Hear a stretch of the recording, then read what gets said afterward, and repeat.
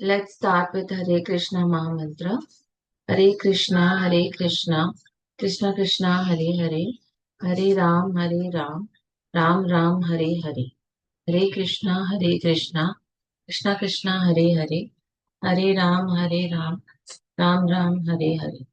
Hare Krishna, Krishna Krishna, Hare Hare, Hare Ram, Ram Ram, Hare Hare. Let's do some Radha Jap. Radha, Shri, Shri Radha, Radha, Sri Radha, Radha, Sri Radha. We are reading Bhagwat Geeta as it is by His Divine Grace A.C. Bhaktivedanta Swami Prabhupada, founder Acharya of International Society for Krishna Consciousness. We are in chapter 13 and we are reading text 8 to 12. Humility, pridelessness, non-violence, tolerance, simplicity, approaching a bona fide spiritual master, cleanliness, steadiness,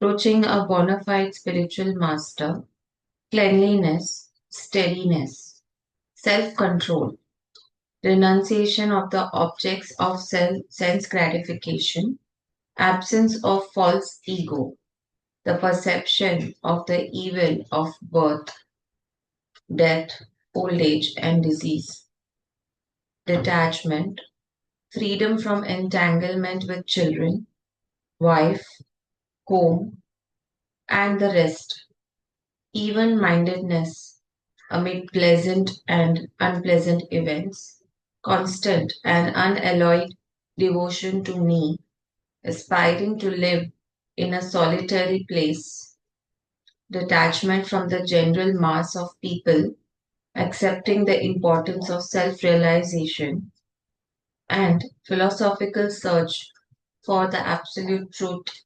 All these I declare to be knowledge, and besides this, whatever there may be is ignorance.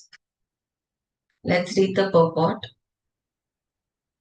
This process of knowledge is sometimes misunderstood by less intelligent men as being the interaction of the field of activity. But actually, this is the real process of knowledge.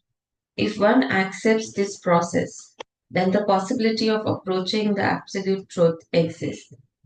This is not the interaction of the 24 elements as described before. This is actually the means to get out of the entanglement of those elements. The embodied soul is entrapped by the body, which is a casing made for the 24 elements, and the process of knowledge as described here is the means to get out of it. Of all the descriptions of the process of knowledge, the most important is described in the first line of the 11th verse.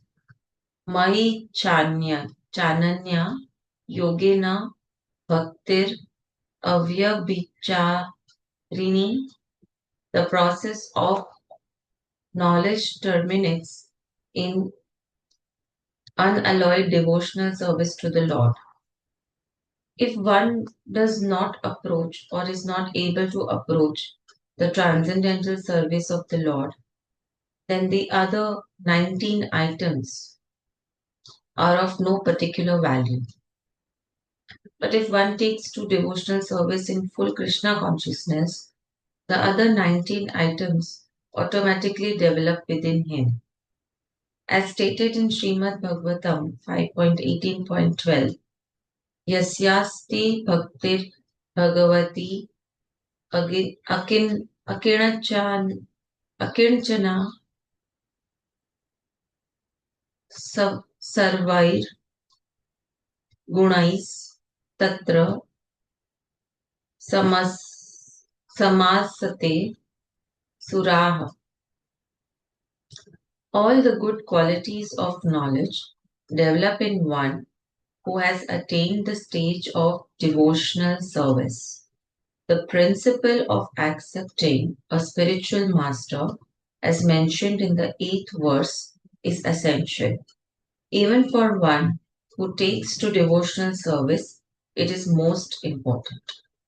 Transcendental life begins when one accepts a bona fide spiritual master. The Supreme Personality of Godhead, Sri Krishna, clearly states here that this process of knowledge is the actual path. Anything speculated beyond this is nonsense.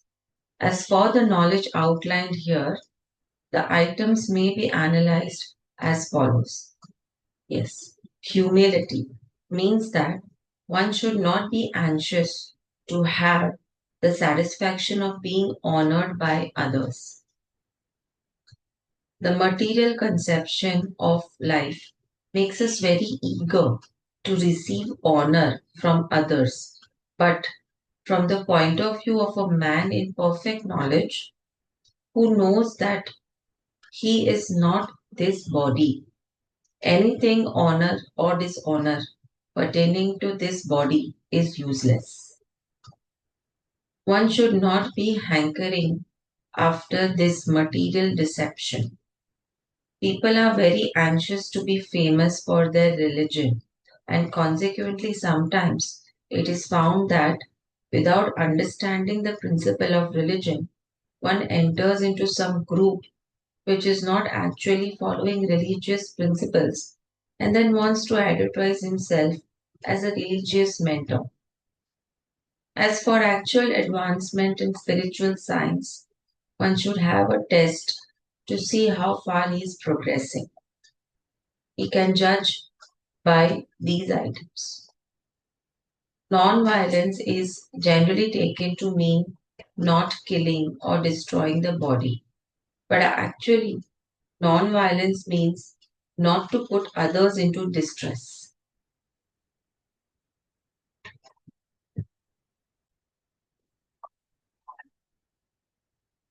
People in general are trapped by ignorance in the material concept of life, and they perpetually suffer material pains. So, unless one elevates people to spiritual knowledge, one is practicing violence. One should try his best to distribute real knowledge to the people so that they may become enlightened and leave this material entanglement, that is, non-violence. Tolerance. Tolerance means that one should be practiced to bear insult and dishonor from others. If one is engaged in the advancement of spiritual knowledge, there will be so many insults and much dishonor from others. This is expected because material nature is so constituted. Even a boy like Prahlad, who only 5 years old, was engaged in the cultivation of spiritual knowledge, was even endangered when his father became antagonistic to his devotion. The father tried to kill him in so many ways, but Prahlad tolerated him. So, there may be many impediments to making advancement in spiritual knowledge, but we should be tolerant and continue our progress with determination. Simplicity means that without diplomacy, one should be so straightforward that he can disclose the real truth even to an enemy. As for acceptance of the spiritual master, that is essential because without the instruction of a bona fide spiritual master, one cannot progress in the spiritual science. One should approach the spiritual master with all humility and offer him all services so that he will be pleased to bestow his blessings upon the disciple. Because a bona fide spiritual master is a representative of Krishna, if he bestows any blessings upon his disciple, that will make the disciple immediately advanced without the disciples following the regulative principles. Or the regulative principles will be easier for one who has served the spiritual master without reservation, right?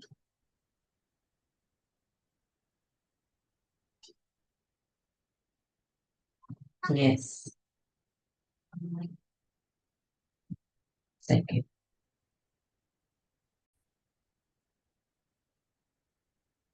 cleanliness.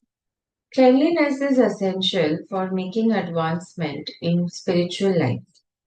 There are two kinds of cleanliness, external and internal.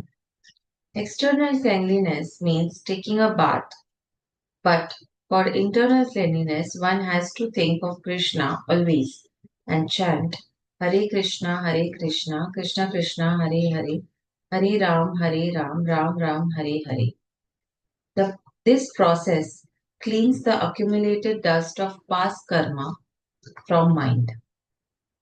Steadiness. Steadiness means that one should be very determined to make progress in spiritual life. Without such determination, one cannot make tangible progress. And self control means that one should not accept anything which is detrimental to the path of spiritual progress. One should become accustomed to this and reject anything which is against the path of spiritual progress. This is real renunciation. The senses are so strong that they are always anxious to have sense gratification. Yes, one should not cater to these demands, which are not necessary. The senses should only be gratified to keep the body fit so that one can discharge his duty in advancing in spiritual life. The most important and uncontrollable sense is the tongue. If one can control the tongue, then there is every possibility of controlling the other senses. The function of the tongue is to taste and to vibrate. Therefore, by systematic regulation, the tongue should always be engaged in tasting the remnants of foodstuffs offered to Krishna and chanting Hare Krishna. As far as the eyes are concerned, they should not be allowed to see anything but the beautiful form of Krishna. That will control the eyes. Similarly, the ears should be engaged in hearing about Krishna and the nose in smelling the flowers offered to Krishna. This is the process of devotional service, and it is understood here that Bhagwat Gita is simply expounding the science of devotional service. Devotional service is the main and sole objective. Unintelligent commentators on the Bhagavad Gita try to divert the mind of the reader to other subjects. But there is no other subject in Bhagavad Gita than devotional service. False ego. False ego means accepting this body as oneself. When one understands that he is not this body and its spiritual soul and is a spiritual soul, he becomes to his he comes to his real ego. The ego is there. False ego is condemned, but not real ego. In the Vedic literature, it is said, Aham Brahmasmi means I am Brahman, I am spirit. This I am, the sense of self, also exists in the liberated stage of self-realization. This, this sense of I am is ego. But when the sense of I am is applied to this false body, it is false ego. When the sense of self is applied to reality, that is real ego. There are some philosophers who say we should give up our ego, but we cannot give up our ego because ego means identity. We ought, of course, to give up the false identification with the body. Yeah? Next time. One should try to understand the distress of accepting birth, death, old age, and disease. There are descriptions in various Vedic literatures of birth. In the Srimad Bhagavatam, the world of the unborn, the child's stay in the womb of the mother, its suffering, etc., are all very graphically described. It should be thoroughly understood that birth is distressful because we forget how much distress we have suffered within the womb of the mother. We do not make any solution to the repetition of birth and death. Similarly, at the time of death, there are all kinds of sufferings, and they are all mentioned in the authoritative scriptures. These should be discussed. And as far as disease and old age are concerned, everyone gets practical experience. No one wants to be diseased, and no one wants to become old, but there is no avoiding these unless we have a pessimistic view of this material life, considering the distresses of birth and death, old age, and disease. There is no impetus for our making advancement in spiritual life. As for detachment from children, wife, and home, it is not meant that one should have no feeling for us. They are natural objects of affection. But when they are not favorable to spiritual progress, then one should not be attached to them. The best process for making the home pleasant is Krishna consciousness. If one is in full Krishna consciousness, he can make his home very happy because this process of Krishna consciousness is very easy. One need only chant Hare Krishna, Hare Krishna, Krishna Krishna, Hare Hare, Hare Ram, Ram Ram, Hare Hare. Accept the remnants of foodstuffs offered to Krishna. Have some discussion on books like Bhagwat Geeta and Srimad Bhagavata, and engage oneself in deity worship. These four things will make one happy. One should train the members of his family in this way. The family members can sit down morning and evening and chant together Hare Krishna, Hare Krishna, Krishna Krishna, Hare Hare, Hare Ram, Ram Ram, Hare Hare. If one can mold his family life in this way to develop Krishna consciousness, following these four principles, then there is no need to change from family life to renounced life. But if it is not congenial, not favorable for spiritual advancement, then family life should be abandoned. Yeah, I know.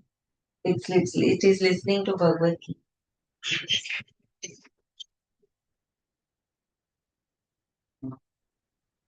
One must sacrifice everything to realize or serve Krishna, just as Arjun did.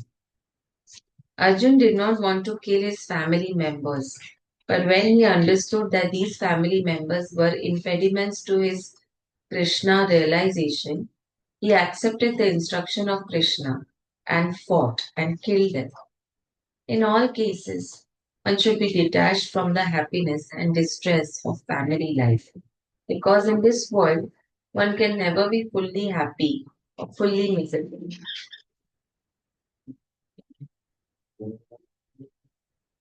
Happiness and distress are concomitant factors of material life.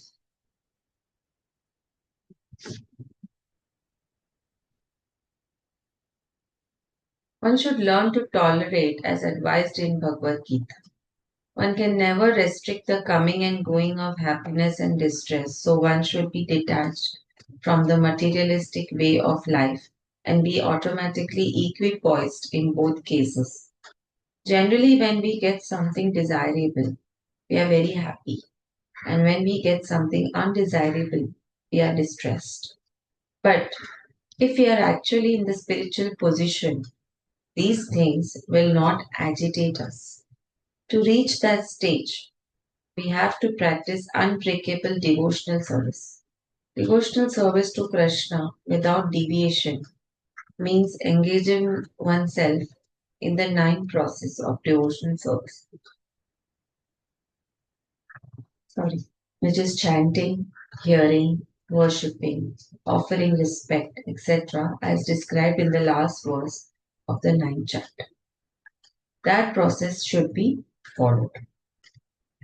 Let's end here, although this text is not yet over. We'll continue tomorrow. Let's end with Hare Krishna Mahamantra. Hare Krishna, Hare Krishna, Krishna Krishna, Hare Hare, Hare Ram, Ram Ram, Hare Hare. Hare Krishna, Krishna Krishna, Hare Hare, Hare Ram Ram, Hare Hare. Hare Krishna, Krishna Krishna, Hare Hare, Hare Ram Ram, Hare Hare. Let's do some Radha Jap. Radha, Shri Radha, Radha, Shri Radha, Radha, Shri Radha, Radha, Shri Radha, Radha, Shri Radha.